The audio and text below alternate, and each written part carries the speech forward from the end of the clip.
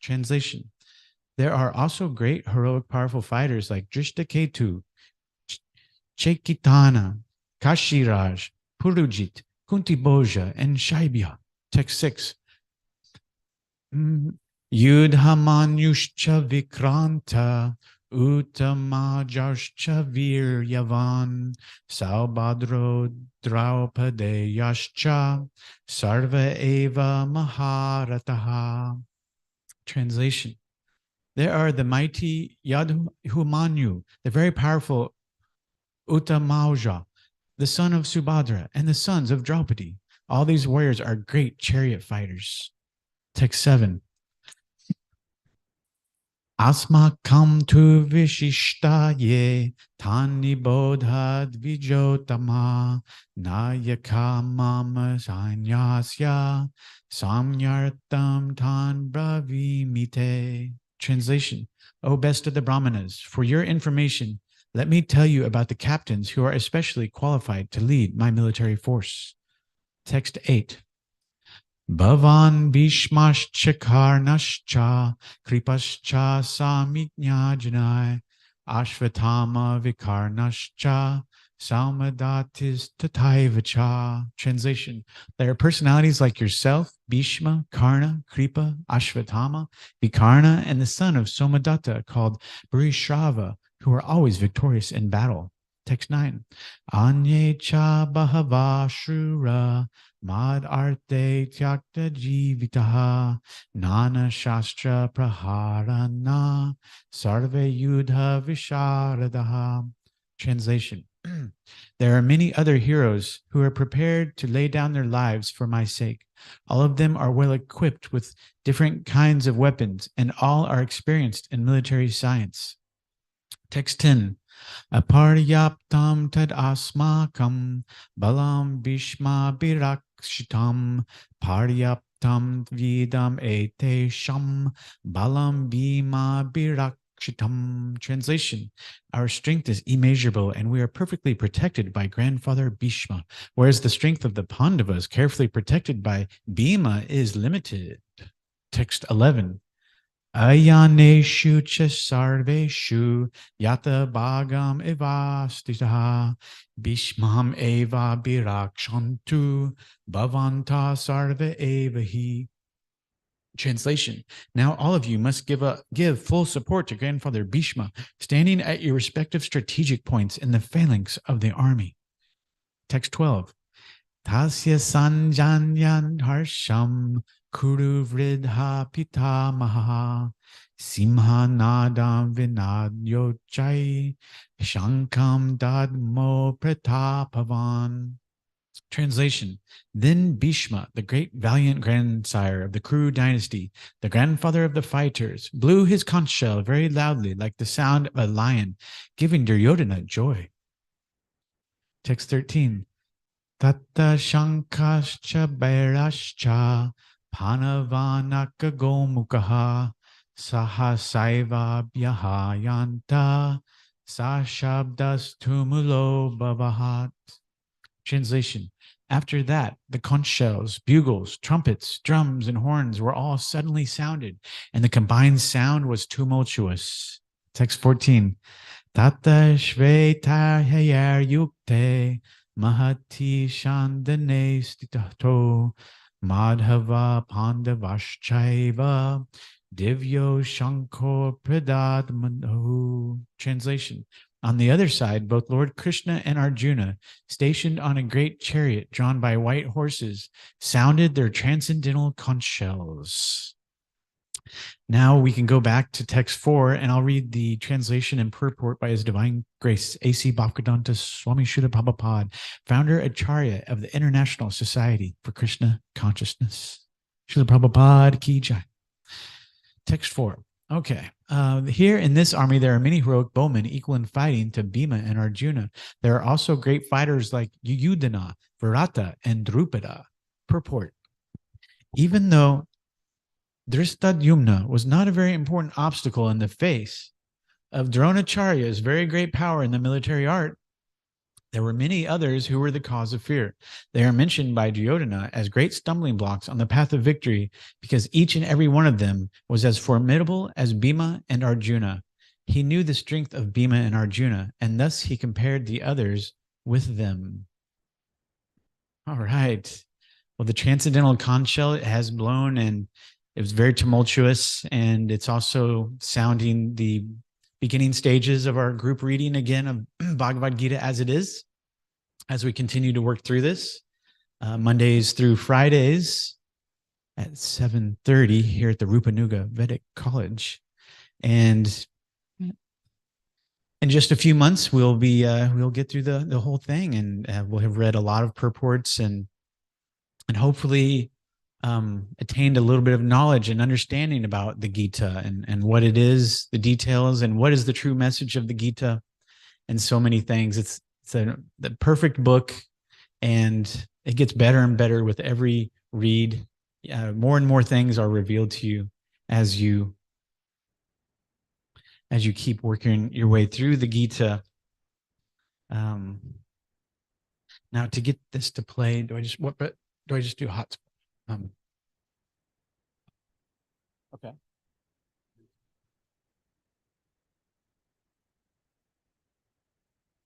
Yeah, Krishna's TV. I think I got it.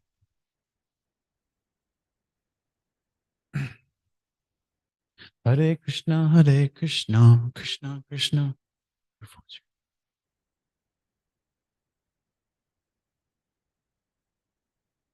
This is exciting. Excuse my messy notes. I was just making some notes. I wanted to make it clear the different sides. So I made a side of the Pandavas and a side of the Kauravas. And if I mute my screen, it stays there. I was wondering how to do a quick mute of the screen, but that's okay. If I zoom in, I can zoom in. No problem. Okay, so we've got the Pandavas and the Kauravas. Okay. So there's a lot of names here at the beginning. The philosophy is going to be right around the corner. The philosophy will be right around the corner. And so it starts with a lot of names. So it helps, we like to learn a little bit about the story. It's a good way to set the stage of the Gita and know why are they fighting? Because this big battle is about to start. Krishna, the Supreme Personality of Godhead, is right there. He's agreed to be Arjuna's charioteer. So Arjuna, the great bowman, the best bowman in the world, the best archer in the world, who could shoot the eye of a fish, and shoot the eye of a bird when no one else could. That's all he could see was the eye of the bird. And so Arjuna is one of the 5 Pandavas, and so there's this great battle for the kingdom.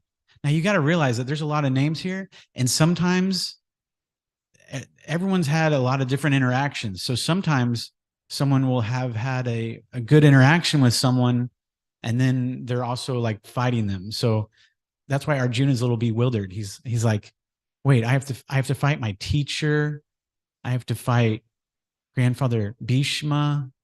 I have to fight so many friends and relatives on the other side. And Krishna is saying, because Krishna is the supreme personality of Godhead. So Krishna's plan is supreme, and Krishna is just omnipotent and full of 6 opulences: wealth, power, knowledge, fame, beauty, renunciation. And so he's completely full. No one can compete with Krishna. And so here there's a material world, and then there's the spiritual world. In the material world, people want to put themselves in the center, but their true Krishna consciousness is putting God in the center. It's getting to know Krishna. What does he look like? What are his activities? And what's his appearance and activities look like? One who knows the nature of my appearance and activities does not, after leaving this body, take birth in this material world again, O Arjuna, but attains my eternal abode. And that's Janma Karma Chame Divyam Evam Yoveti Tatvataha Chatvateham Punarjanma Neti Mameti So Arjuna. And so Krishna is revealing himself throughout this book, and Arjuna eventually he surrenders to him pretty quickly, and the transcendental knowledge just flows. This is kind of the book of life here. It can give you so much insight into yourself, into God, into so many things. And Srila Prabhupada put this Bhagavad Gita as it is together. This is his Gita. And because there's so many mistranslations, there's so many translations where they just don't quite get it, because it's the subtlety things. It's the subtleties. When an author, it can be a scholar, someone can be a Sanskrit scholar, but they may not have an ounce of bhakti or devotion. This is bhakti yoga, the highest yoga that we're trying to learn here, bhakti yoga, to serve. And so an intellect may not get it, and so they translate the words and they put it together, but they may miss the fundamental meaning, right? So the meaning, that's why this Gita as it is so powerful. And it's always worth rereading the introduction on this Gita. And if you like, of course, there's an index in the back, there's a glossary in the back that has some words, helpful words. There's an index of Sanskrit verses. And glossary is very nice. And even plates, there's a description of each plate. In fact, we can look at plates 1 through 3 just to get a couple plates. Just look at a couple plates here. Plate 1. So if you open up your Gita, you should find these glossy pages, and these are the plates, the pictures, because a picture is worth 1,000 words. So plate 1, it says, Dhritarashtra inquires from Sanjaya about the events of the battle. And further explanation in the back, Dhritarashtra is on the throne, and Sanjaya, his secretary, is describing what is taking place on the battlefield of Kurukshetra. Because of Sanjaya's mystic powers, the discourse on the battlefield between Krishna and Arjuna is revealed in his heart. So that's Dhritarashtra. He's not the nicest person. In fact, he was blind from birth. There was 3. Vyasadeva had 3 sons, Dhritarashtra, Pandu, and Vidura. So Dhritarashtra could not be king because he was blind from birth. So he always held that. He was always frustrated. He's like, I was firstborn, but yet I was blind. So I can't be king. Let me hatch so many plans with my son Duryodhana, and we'll hatch so many plans to get rid of these Pandavas. So Dhritarashtra, blind from birth, and his son Duryodhana, who is known as a politician, a master politician, and a master manipulator. Duryodhana was. Okay, plate 2. Shishi Gordanatai Ki Jai. Plate 2 says, O my teacher, behold the great army of the sons of Pandu. Further description, Dronacharya is seated in his tent, and Duryodhana is pointing to the 2 armies outside. So these are still the Kauravas talking. These are more Kauravas. So the Pandus are the great guys. That's Krishna. Any side that Krishna is on is the best side and is the victorious side. So Krishna is on the Pandavas side, and Arjuna and so many others are on the Pandavas side. But so far we've heard about Dhritarashtra and Duryodhana and Dronacharya. These are all on the Kauravas side. And so this is the not nice side that Krishna is not on. So Dronacharya is seated in his tent, and Duryodhana is pointing to the 2 armies outside. So Duryodhana is pointing. He's the master politician, the master manipulator. Dronacharya is kind of a master teacher, and he is a master battle master. What's the word? Soldier or teacher of military arts. So Dronacharya actually taught a lot of people on both sides. So that's why Arjuna's having a hard time. In fact, one time, Dronacharya So the story between Dronacharya and King Drupada needs to be told, because Dronacharya and Drupada, they were friends when they were very young. King Drupada was just a prince and he was very wealthy, rich. Dronacharya did not come from a wealthy background. He come from very humble backgrounds. So they were friends. And one time when they were young, King Drupada said, "Oh, I like, in passing, he said, when I grow up and become king, I'll give you half of my kingdom." Probably said it in passing and forgot about it. But Dronacharya hung on to that, and he remembered it. And so eventually he went to King Drupada, who is on the Pandava's side, and he went to King Drupada and he said, "I'm ready for my half of a kingdom now." And King Drupada said, "Who are you? I don't know you. Get out of my face." Very rude. And so Dronacharya asked the Kauravas for some dakshin of helping him capture King. He said, "Capture King Drupada and put him right in front of me. Bring him to me."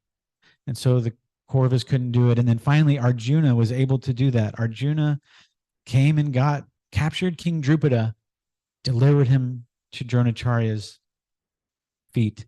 And then Dronacharya did get his half a kingdom. So Arjuna's on the same side as King Drupada, so it's a little awkward. It's like, yeah, I remember when I captured you and delivered you to Dronacharya on the other side's feet. So there's so many complex relationships here, but things are being settled in. The sides are being drawn. In fact, everyone gets one last chance to change sides, because a lot of warriors, they just want to fight. They don't always care which side they're on. They're just master warriors. And plate 3 says Krishna and Arjuna in the midst of the two armies. Further explanation, a view of the military phalanx on the battlefield of Kurukshetra. The chariot of Krishna and Arjuna is in the midst of the two armies. Okay, so I'm going to go back to text 1.4 here, or somewhere around there.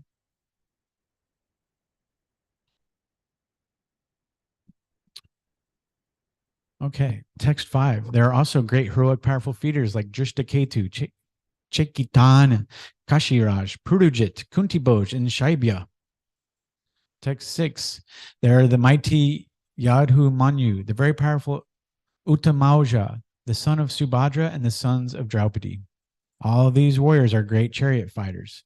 So the story of Draupadi. Draupadi was King Drupada's daughter, and she was the wife of the 5 Pandavas.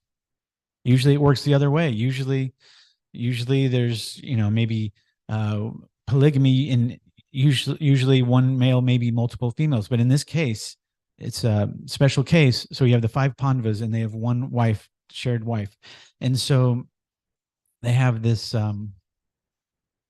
so Draupadi was disrobed. There was an assembly, so in front of everyone she was very disrespected. You don't disrespect women in Vedic culture. And so she was disrespected, disrobed, her hair tousled and messed with by so many, and no one in the assembly really stood up to object, except for just one. And so Draupadi was very embarrassed, and the whole Pandavas are very angry. In fact, Bhima, Pandavas had to live in the forest for some time, and they were guaranteed they were supposed to get their kingdom after being in the forest for 15 years. So this whole time, Bhima is one of the Pandavas. You've got Yudhisthira, Bhima, Arjuna, Nakula, and Sahadev. And they all had mystic fathers. They were all born mystically from Kunti. And of course, Pandu is their kind of adopted father. And so Bhima is one of the Pandavas, and he's very fierce. They call him Wolf Belly. And so he's been thinking for 15 years how angry he is. He's got a plan to actually kill Duryodhana's sons. He's going to kill all 100 of them. And the Pandavas actually let him, they actually try to let him do that. And he's got a plan. One of one person said when Draupadi was being disrespected, one person cleared his lap and said, "This is a proper spot for you." So he's got a special plan for that person. I have a comment. Tear his thigh. He's going to rip his thigh off. So Bhima is very angry. Bhima is ferocious, and so you've got the Pandavas and the Kauravas. Now the list of names, even the order of the list is important because Duryodhana is this master politician, so he's trying to influence subtly the minds of people. And so text 7, O best of the Brahmanas, for your information, let me tell you about the captains who are especially qualified to lead my military force. And text 8, Jai. Can you hear me? Is it? You can hear it? You hear it now? Can you hear me? Hare Krishna?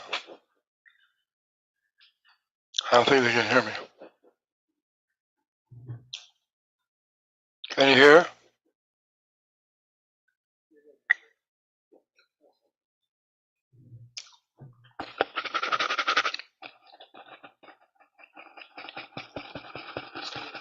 Hare Krishna. Can you hear me all right?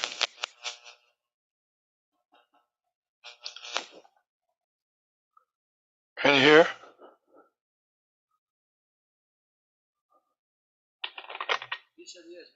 Okay, can you hear all right?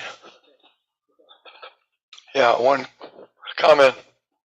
They tried to disrobe Draupadi, but they were not successful because Krishna came in the form of unlimited sari cloth, so they were not able to disrobe her, so she was not insulted. Thank you.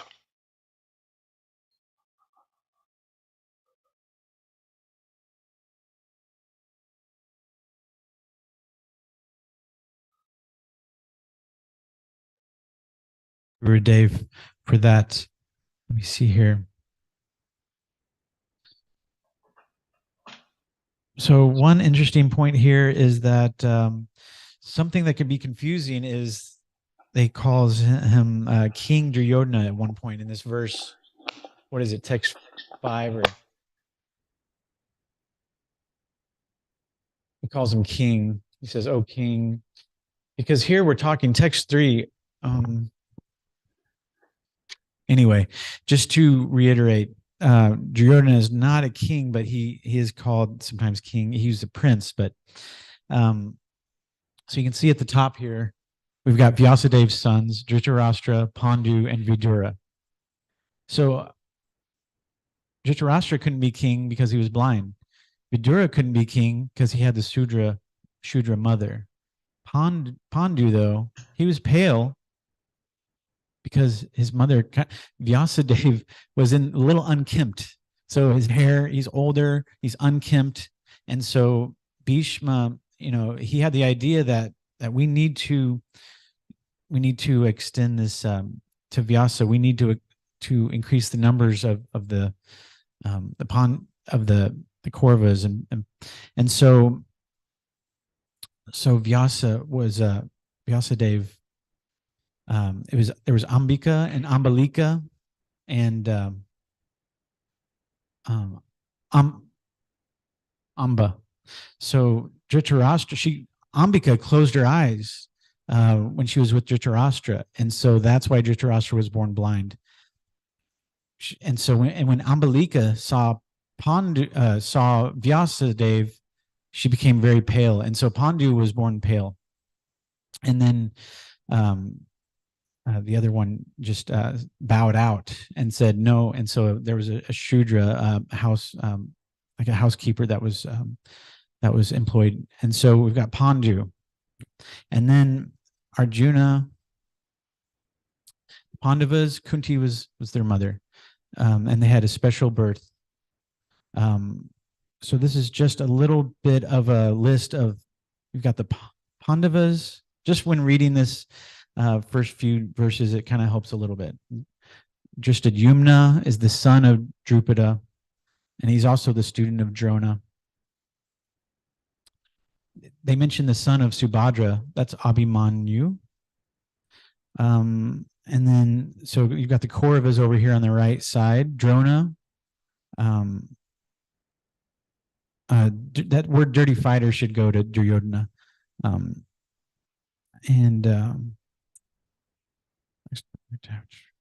Bhishma is the grandfather of both sides. He's kind of just like a great advisor, great teacher for both sides. And then if we go over here, Karna as an enemy. Karna is on the Kauravas, but he's kind of an enemy of Bhishma.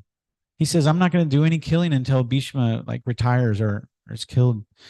And he was given a chance by Lord Sri Krishna to change sides. He's actually the sixth Pandava. He's like the long lost Pandava because he was the first one. And Mother Kunti at her young age just put him on in a basket and kind of put him down the river. And Shalya was kind of tricked to fight for the Kauravas by Duryodhana. So that's just a little bit about that. Now we'll go on to text. Where'd my little...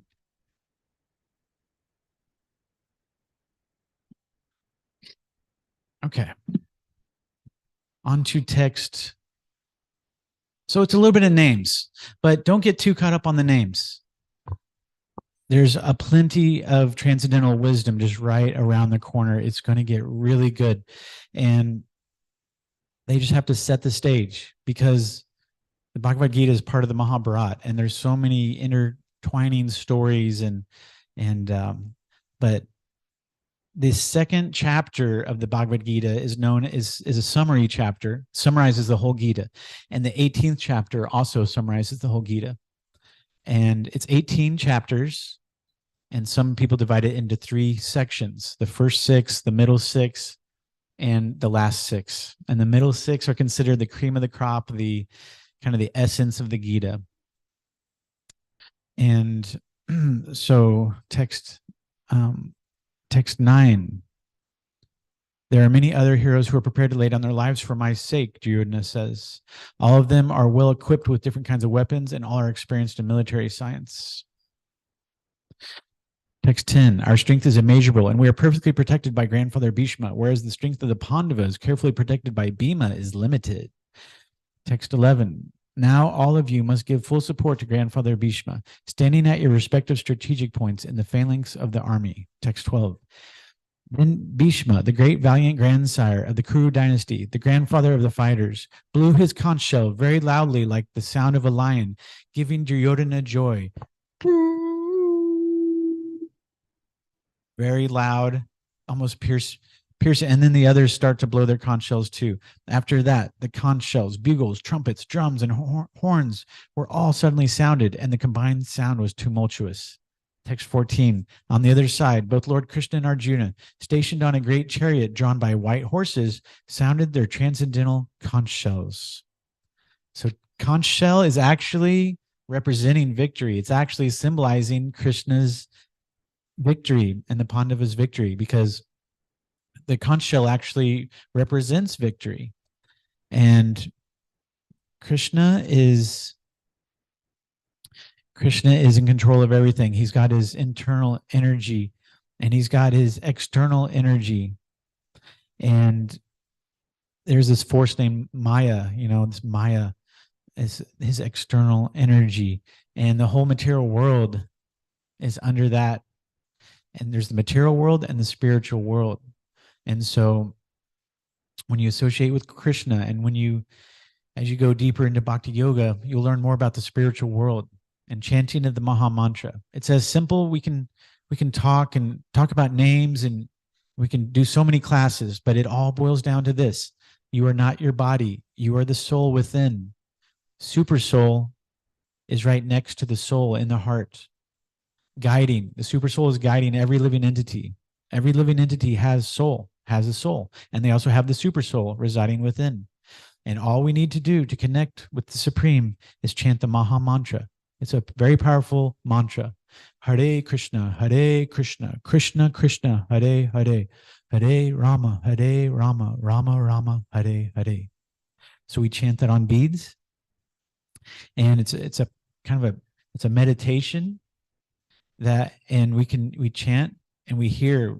It's said to be very powerful. They hear a pure devotee chanting the Maha Mantra. So we want to hear pure devotees chant, and we want to hear ourselves chant. We want to listen, and it's the most powerful mantra. So as you chant more and more, the dust from your heart will be cleansed, and you will be more eligible to serve Krishna. And that's what we're trying to do. We're trying to say, Krishna, please, please help make me fit to serve you and to serve your servants, and just help me on this process. I can't do it all on my own, Krishna. I want to put you in the center. So let me chant the Maha Mantra, and as I'm chanting, I can be thinking, I'm hoping that please engage me in your service. Please engage me in your service. And we can think like that. And so we want to be in the center, and that's part of the reason why we're here in the material world. And Krishna is helping train all of us, and he's helping raise all of us up, and through all these interactions, and he's guiding us, and he's actually, there's no interaction that would take place if he did not will it. So just surrender to Krishna, abandon all varieties of religion, and just surrender to the Supreme Personality of Godhead, Lord Sri Krishna. Thank you, Srila Prabhupada, and thank you, Guru Dev, and thank you, all of you, and hope to see you again very soon. Srila Prabhupada, Ki Jai. Bhagavad Gita, as it is, Ki Jai. Krishna.